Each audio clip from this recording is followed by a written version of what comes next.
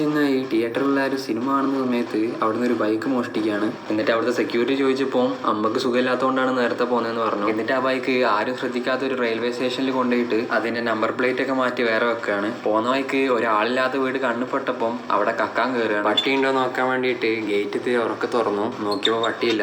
അങ്ങനെ ഉള്ളോട്ട് കയറുകയാണ്. നോക്കിയപ്പം അകത്തുനിന്ന് എന്തൊക്കെയോ ചങ്ങലയുടെ ശബ്ദങ്ങൾ കേൾക്കുന്നുണ്ട്. വല്ല വാതിൽ തുറന്നു നോക്കിയപ്പോൾ അവിടെ ആളുണ്ട്. പക്ഷെ അയാൾ ഒരു കൂസലും ഇല്ലാണ്ട് നോർമലായി സംസാരിക്കുകയാണ്. കുറച്ച് കഴിഞ്ഞപ്പോഴാണ് മനസ്സിലായത് അയാൾക്ക് അൽഷിമേഴ്സ് ആണ്. അന്നത് അയാളെ മോനെ വിചാരിച്ചിട്ടാണ് നോർമലായി സംസാരിച്ചത്. നോക്കിയപ്പോൾ അയാളെ കൈ ചങ്ങലിട്ട് ലോക്ക് ചെയ്തിരിക്കുകയാണ്. അയാൾ എവിടേക്ക് ഓടിപ്പോവാതിരിക്കാൻ അയാളെ മോന് കെട്ടിവെച്ചതാണ്. എന്നിട്ട് അയാൾ എന്നെ ഒന്നും ചെയ്യരുത്, എന്നെ അവിടുന്ന് രക്ഷിക്കണമെന്ന് യാചിക്കുകയാണ്. എല്ലാം പറഞ്ഞു, അയ്യോ സാറേ എനിക്കിപ്പോൾ നന്മ ചെയ്യാനുള്ള മൂടില്ലാന്ന്. എന്നിട്ട് അവിടുത്തെ അലമാരയൊക്കെ പൈസക്ക് വേണ്ടി തപ്പാണ്. അപ്പോൾ അയാൾ പറഞ്ഞു ഇവിടെ പൈസ ഒന്നുമില്ല, എല്ലാം ATM-ലാണെന്ന്.